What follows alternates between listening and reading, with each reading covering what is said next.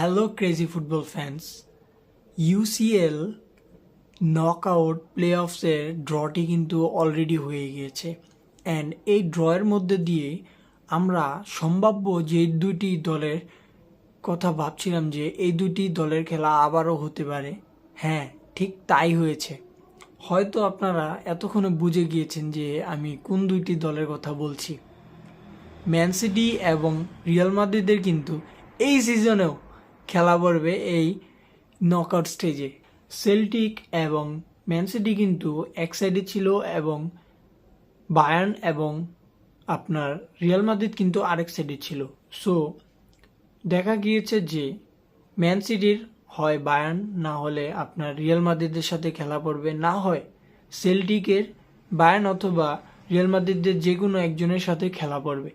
কিন্তু সবাই চাচ্ছিল যে গত লাস্ট 3 সিজন ধরে যেই বলতে গেলে আপনার ডার্বির মতো চলতেছে যে ইউসিএলে ম্যান সিটি এবং আপনার রিয়াল মাদ্রিদের দেখা হবে হবেই, হয়ে আসছে। সো ওইটা কিন্তু সবাই বলছিল যে ম্যান সিটির আপনার রিয়াল মাদ্রিদের সাথে খেলা বললে ভালো হবে, ম্যান সিটি রিয়াল মাদ্রিদের সাথে খেলা হলেই ভালো হবে, একটা এক্সাইটেড পুরো ম্যাচ হয়। সো ওইটাই কিন্তু হয়ে গেল। অ্যান্ড রিয়াল মাদ্রিদের কোচ ডন কার্লো অ্যাঞ্চেলোত্তি কিন্তু বলেছে যে we don't like playing against man city knockout stage. আমরা ম্যান সিটির সাথে খেলতে আগ্রহী না বা পছন্দ করছি না যে ম্যান সিটি আমাদের অপোনেন্ট হবে। এবং ম্যান সিটির কোচ পেপ গার্দিওলা কিন্তু বলেছেন যে we can face Bayern or Real Madrid. আমরা বায়ার্ন এবং রিয়াল মাদ্রিদের যাকেই ফেস করি না কেন, রিয়াল মাদ্রিদ এই কম্পিটিশনের ফার্স্ট এবং বায়ার্ন কিন্তু সেকেন্ড অথবা থার্ড। এই চ্যাম্পিয়ন্স লিগের তারা রিয়াল মাদ্রিদ ফার্স্ট, এবং বায়ার্নকে যদি তারা দেখে যে বায়ার্ন আপনার এই ইউসিএল এর সেকেন্ড অথবা থার্ড কিং, এরকম কিছু একটা বুঝেছে।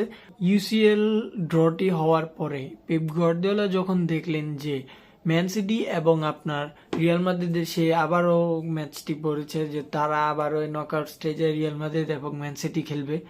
সো গার্দিওলা তখন আরেকটি বক্তব্য রেখেছিলেন যে looks like a derby already 4 years in a র ফেসিং মাদ্রিদ। এই মাদ্রিদ এবং আপনার যে ম্যান সিটির ধারাবাহিকতাটা যে চলতেছে প্রতি আপনার এই চ্যাম্পিয়ন্স লিগে, এটা একটা ডার্বিতে পরিণত হচ্ছে। এবং ডার্বি না হওয়ারই বা কিভাবে বলতে পারবেন যে টানা এই নিয়ে 4 সিজন ধরে আপনার তাদের একে অপরের সাথে খেলা পড়তেই আছে। আমার স্ক্রিনে দেওয়া ছবিটা আপনারা একটু ভালোভাবে লক্ষ্য করুন। এতে আপনার মাদ্রিদ এবং ম্যান সিটি যে তারা এই দুই দল লাস্ট 3 সিজন ধরে সবাই দুই দলকে ফেস করে আসছে, তার একটি রেজাল্ট যে আপনার 2021-22 সিজনে মাদ্রিদ যেই সিজনটা আপনার ইউসিএল জিতলো ম্যান সিটিকে সেমিফাইনালে হারিয়ে, তো ওই সিজনের যদি আপনি রেজাল্টটা দেখেন, ফার্স্টে দেওয়া আছে ওইটাতে আপনার 5-6 গোলে কিন্তু আপনার রিয়াল মাদ্রিদ ম্যান সিটিকে হারায়। এবং সেকেন্ড যেটা দেখেন ওই সিজন 22-23 সিজন। সো 22-23 সিজনে কিন্তু আপনার এই সেমিফাইনালে কিন্তু মাদ্রিদ এবং আপনার ম্যান সিটি মুখোমুখি হয়, এবং ওইটাতে কিন্তু আপনার মাদ্রিদকে ম্যান সিটি হারিয়ে দেয় 5-1। বিশাল ব্যবধান।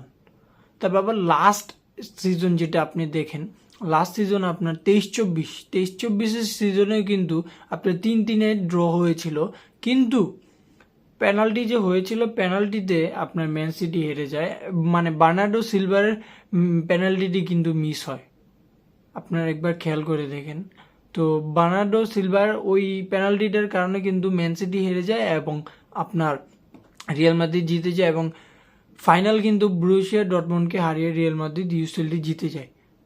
সো এই সিজনেরটা আপনার দেয়া আছে, কিন্তু এই সিজনেরটা তো লোডিং। এই সিজনে কে জিতবে এখনো জানি না, আনএক্সপেক্টেড। এই সিজনে সিটির অবস্থাও যা দেখতেছি, মাদ্রিদের অবস্থাও যা দেখতেছি, বরঞ্চ সিটির অবস্থাটাই খারাপ। সিটির অবস্থা থেকে মাদ্রিদ ভালো করবে অবশ্যই, কিন্তু এই সিটি এবার কি হইতে পারে বা মাদ্রিদ কি হইতে পারে ভাই, আই ডোন্ট নো।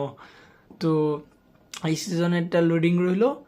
এই সিজনে আপনার কে জিতে, সিটি অথবা ম্যান সিটি অথবা আপনার এই রিয়াল মাদ্রিদ, আপনারা কিন্তু অবশ্যই অবশ্যই কমেন্ট করে এখন জানিয়ে দেবেন।